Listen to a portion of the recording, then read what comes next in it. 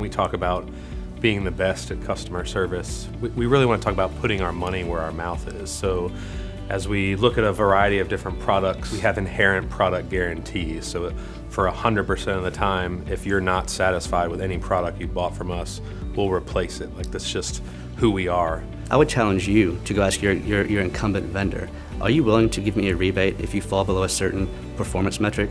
My guess is that the majority of the time, they're going to say no, but we will, we promise that. Well, the biggest thing that separates QDS from other companies, and from my experience, is we're not just about numbers. We're about family, customer service, and just making sure the customer is comfortable in all scenarios. QDS has a director of customer care that is with our client from the minute that they sign on. When we start this, it's a partnership. We're on the same team as them. We wanted to tie our success to our customer's success.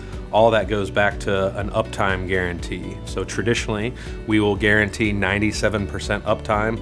Everybody here is focused on providing the excellent service. Customers that I've had for 15 years, and I've got to know them really well. They're almost like an extension of the family.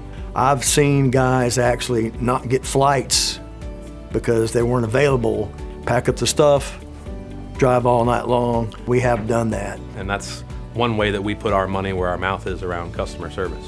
I think we retain 99% of our customers because at the end of the day, we always do what we say we're going to do. And even if we make mistakes, we raise our hand and we let customers know in advance, hey, we made a mistake, but we're going to correct it. I don't know of too many companies that when they make a mistake are willing to lose money. Even if it's going to cost us money, we're going to do the right thing for our customer.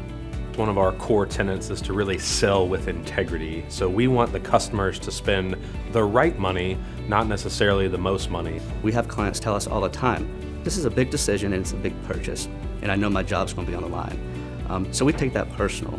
And so we really want to define and outline the success criteria. We want to measure that.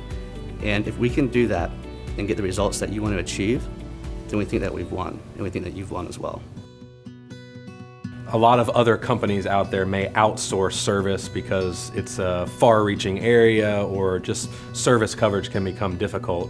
I feel like that's one of the reasons that we're able to deliver such a high level of service is we have control of our people versus relying on someone else to do the right thing. We have a team here internally that answers the phones as the service calls come in, so they're able to get the issue down and report that back to the technician out in the field, which is why we're able to promise that 30-minute guarantee that somebody from our team will be in touch.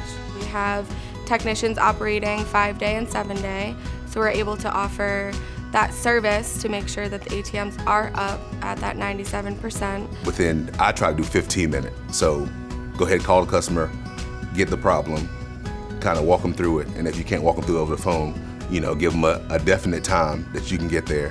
At all times, we try our best. And of course, if you try your best, you can't go wrong. So for all of our major lines of business, we have technical resources, and there's a very, very clear escalation path. Because we're so flat as an organization, we're very intimately involved with those client relationships. So when service issues happen or something needs to get done, we're able to plug in very quickly and be responsive versus maybe other organizations that operate as more of kind of the ivory tower. The CEO's kind of detached from the actual business that's going on. So, I try to do a good job of blending, strategic imperative versus day-to-day, making sure that we're keeping customers happy. So I think that's something that we do well as an organization. I think one of the concerns most people have with salespeople is it going to be a high-pressure environment? And hopefully what you've seen in this video really brings comfort and peace that we're going to try to do the right thing. We're going to ask a lot of questions in the first meeting to really try to understand where you're at, where you're trying to go. So it really helps if you can even bring multiple people to that first meeting so we can get a variety of perspectives. We promise it won't be a waste of your time.